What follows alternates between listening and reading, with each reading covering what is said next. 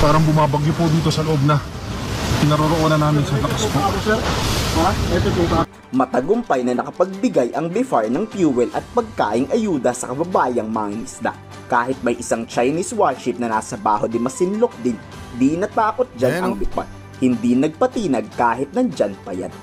Alam mo mga utol, tuloy ang misyon pero yan yung mararanasan nila every time na sila'y magre-resupply mission para sa ating mga kababayan. Diba? Ganong kawawalang yung ginagawa ng China Coast Guard, ng Chinese Maritime Militia dyan sa ating mga teritoryo. Tayo yung ginaganyan. Walang katapusan yan, diba? Hindi naman yan bago. So sanay na rin ang ating mga personnel, no? Pero ang ibig ko sabihin, patuloy nilang sinasabi, madalit sabi, kasi nungalingan lahat ng kanilang sinasabi. Ang gusto nila, peace and stability, pero yung ganyan ang kanilang ginagawa. Kabaliktaran o taliwas sa kanilang mga statement. Kasi yan mga yan, hindi naman, etong China Coast Guard, Chinese Maritime Militia, hindi naman yan kikilos nang walang mandato ng kanilang gobyerno. So sa madalit sabi, sa higher authority nila, doon ang gagaling yung utos na yan na bulihin nyo lahat ng papasok sa lugar na yan. Yung mga Pinoy na yan. Diba? Malinaw na malinaw yan mga utol. Yan. So tingnan na natin itong report, no? Mula sa Philippine Star Global. No, ayan, no? Chinese vessel deploy water cannons against Philippine civilian boats. Mga karunungan, kaalaman, teorya, kasaysayan, hiwaga at mga bagong tuklas. Alamin natin. Eto na naman mga utol, paano masasabi nitong China kagaya ng palagian nilang sinasabi sa kanilang mga public speeches at mga pahayag na gusto nilang i-maintain ang peace and stability dito sa South China Sea kung palagian na lang ginagawa itong mga bagay na to. Eto na naman mga utol. Iyak China na pikon sa BIFAR, Bureau of Fisheries and Aquatic Resources. Okay? Babanggain sana ng BIFAR. Di natinag kahit winater cannon. Okay, tinangka o winater cannon na naman tayo ng China mga utol. Mula ito kay Mabs Castle. Paki-subscribe siya, paki-like na rin yung video. Siyempre, mamaya titingnan natin yung report tungkol dito. Game na. Nagsimula sa habulan hanggang pinagbobomba na ng water cannon ng China Coast Guard ang BIFAR. Kinumpirma yan ni Philippine Navy spokesperson Commodore Roy Trindad. Muli na naman kasing pumalag ang kapitan ng barko ng BIFAR laban sa mga Chinese. Maririnig sa video ng BIFAR na wag niyong pansinin yan, dire-diretso lang tayo. Ang tapang ng BIFAR matapang pa kaysa sa Philippine Coast Guard. Pero kung PCG yan, kayang-kayang patrasin yan ng China Coast Guard. Pero ibahin mo ang BIFAR. Talaga yan basta mga pag-resupply mission lang. Narito. Pero take note mga utol, ang BIFAR po parang civilian boat yan mga utol. Ang gamit nila civilian boat. Ang ilang video ng paghabol at pagbomba ng China laban sa ating barko. Grabe. Ayan, tingnan mo. Prepare. Ayan na.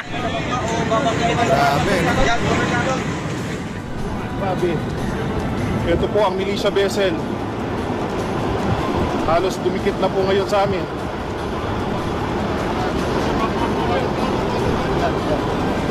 Water cannon. Hindi na po malaman ngayon kung saan kami papanig dito dahil kaliwat kanan mga utol, no? Kino-corner sila, Chinese Maritime Militia at saka China Coast Guard, no? Tapos yung China Coast Guard nagwa-water cannon at saka tinatangka silang bangin. Talagang sinusukol kumbaga. At nangyayari yan sa loob ng ating teritoryo. Diba? Paulit-ulit nilang ginagawa yan. Ngayon, ang sasabihin nila, gusto nilang i-maintain ang peace and stability dito sa rehiyon. Pero mangyayari ba yan sa ganyang ginagawa nila? And one more thing, ang sinasabi nila, tinuturo nila ang mga Western countries like partikular ang United States na nagpapagulo dito. Ngayon ang tanong ko, sino ba ang nagpapagulo sa South China Sea o dito na lang sa West Philippine Sea? Yung US ba? O etong China? Tingnan nyo naman ang kanilang ginagawa. So ayun na, 'di ba mga utol? Pa-comment ang inyong opinion. Titingnan natin yung report tungkol dito mga utol para mas madagdagan ang ating kaalaman para na rin sa legitimacy nitong featured video natin. Pero ayan na mismo yung footage mga utol. Okay? Nilabas na. May nagwa-water cannon po. Yan po. Basta nakapasok na yung mga tao natin, nagwa-water cannon sila. Tuloy-tuloy lang ang takbo natin ang pagdahan-dahan.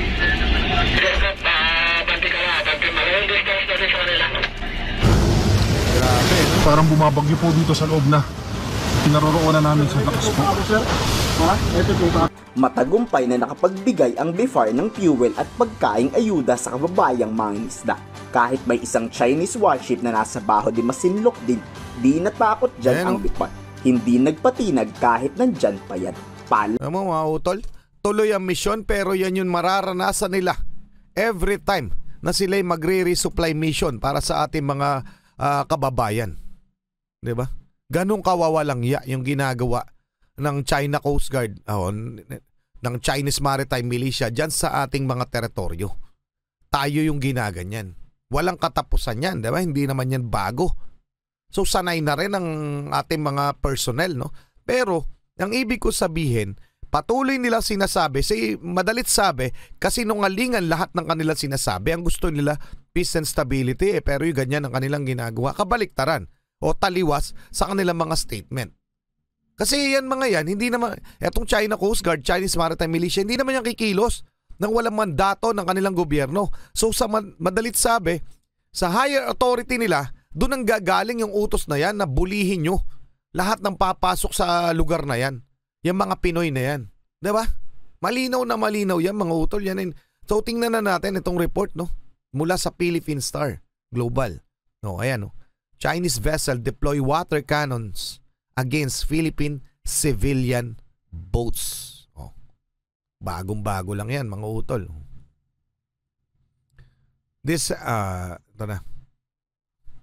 Chinese Coast Guard vessel fired water cannons at Philippine boats near Scarborough Shoal, Baho de Masinloc in the West Philippine Sea early Tuesday, October 8, in an attempt to block the civilian vessels from delivering supplies to Filipino fishers.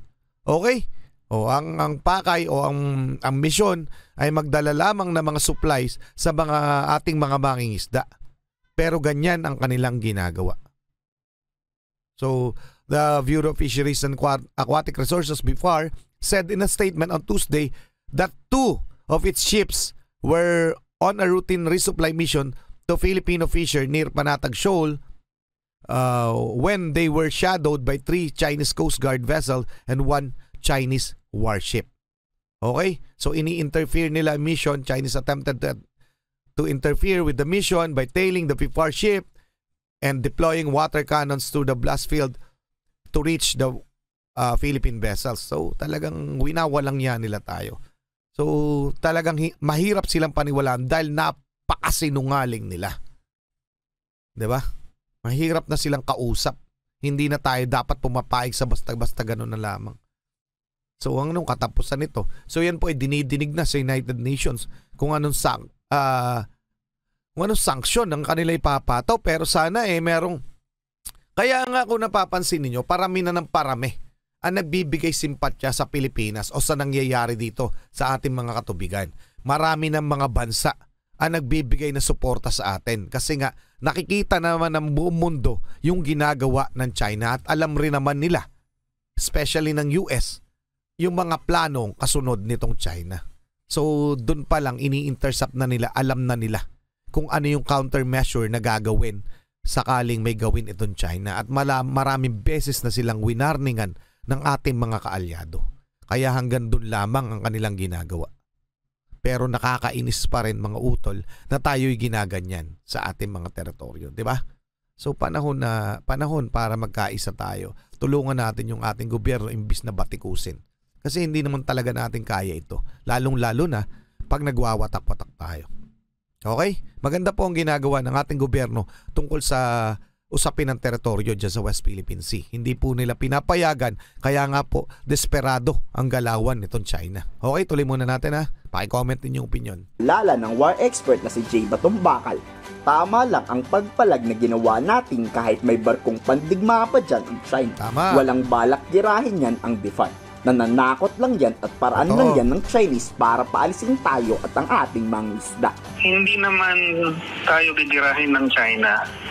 Totoo Sa yun. tingin ko, no? Dahil mas malaki yung problema ang idudulot niya sa sarili niya pag ginawa niya yan. Totoo. So, sa ngayon, ito ay intimidation at pananakot.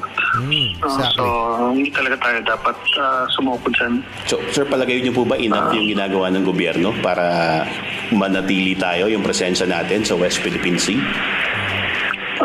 Siyempre, mas maganda kung mas marami tayong mga barko at aeroplano, Totoo. no? Pero given na yan hindi tayo dapat mag-blink.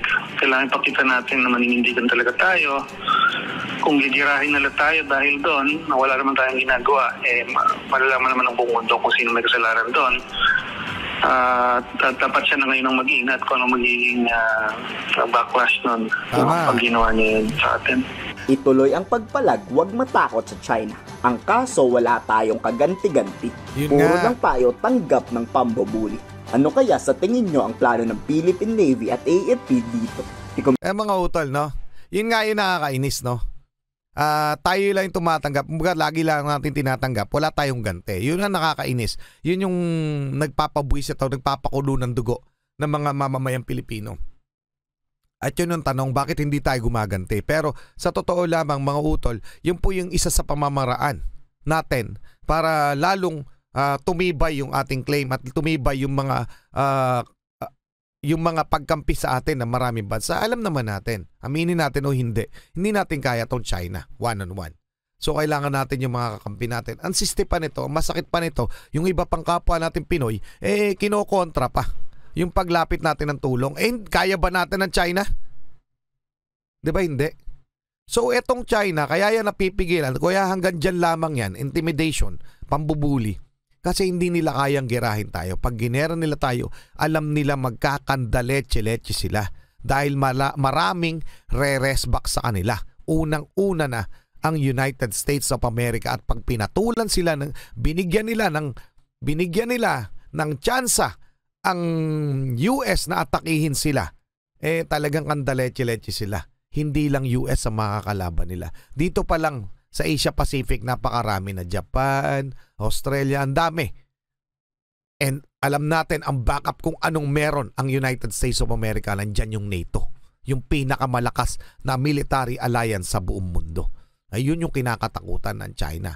Kaya dito sa laban na to, palagay ko nasa upper hand tayo. Kahit na lumalabas sa video na tayo yung palaging kawawa. Okay, mga utol? Pero yun nga, nakakainis. Hindi tayo makaganti. Ang ganti natin, diploma. Well, anyway, paki-comment ang inyong opinion. Maraming salamat. Malbus Casal, maraming salamat sa inyo. Muli ako sa Target Achilles in behalf of the Real Supply Production. Ako nagpapasalamat sa wala sawa niyong pagsuporta. Kayo mag-iingat. Keep safe. God bless. Saludo po ako sa inyo lahat. Maraming salamat po.